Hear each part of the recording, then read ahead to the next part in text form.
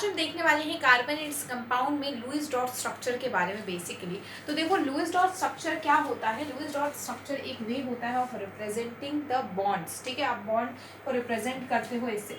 तो सबसे पहले हम एक एग्जांपल लेके समझते हैं O2 का, मतलब ऑक्सीजन मॉलिक्यूल का। यहाँ पे दो ऑक्सीजन होंगे, इनके बीच में हम शेयरिंग करेंगे पेयर्स। सबसे पहले ऑक्सीजन कितने नंबर पे आता है, तो ये आता है 7 नंबर पे, तो सॉरी 8 नंबर पे। ठीक है, तो यहाँ पे 2,6 बनेगा।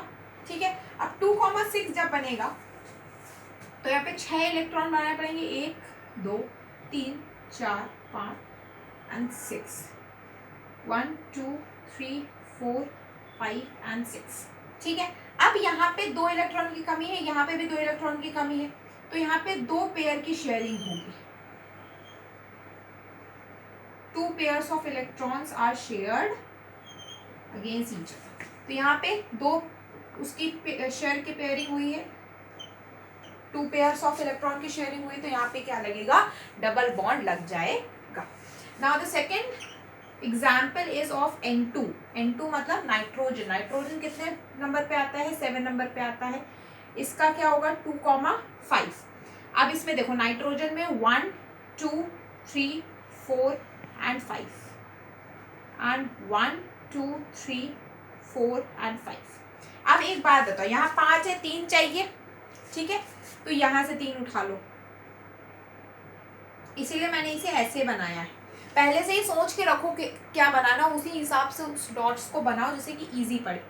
और इधर से ये 3 गए, तो टोटल कितने पेयर हैं, कितने इलेक्ट्रॉन्स है, पहले देखो 6 इलेक्ट्रॉन्स हैं, तो पेयर कितने हो गए, 3 पेयर हो गए। तो नाइट्रोजन और नाइट्रोजन के बीच में ट्रिपल बॉन्ड आएगा। तो इस तरीके से कुछ आपको लुईस डॉट स्ट्रक्चर बनाना होता है। अब इसमें लोन पेयर्स कितने हैं, तो देखो जैसे 1 2 3 4 इलेक्ट्रॉन्स हैं, तो मतलब 2 पेयर इधर हो गए, 2 पेयर इधर हो गए। ठीक है, तो 4 हो गए। इधर देखो 2 पेयर हैं, यहाँ पे 2 हो गए। ठीक है, तो यहाँ पे इस तरीके से कुछ लुईस डॉट स्ट्रक्चर बनता है। और यहाँ पे सिंपली आपसे बहुत सिंपल क्वेश्चन आते हैं कि जैसे कह दिया 4 ऑप्शन दे दिए, बता दिया कि डॉट्स खाली दे दिए, इस तरीके से नहीं दिया, खाली डॉट दे दिया और आपसे कह दिया कि बताओ सही लुईस डॉट स्ट्रक्चर क्या है। तो उसमें आपको क्या करना होता है, उसके ये जो बैलेंस शेल में जितने इलेक्ट्रॉन्स हो उतने ही डॉट हैं कि नहीं, ये आपको चेक करना होता है। तो इस तरीके से कुछ MCQ में क्वेश्चन बनते हैं और सब्जेक्टिव में तो नॉर्मली इसे बनाने को ही आता है।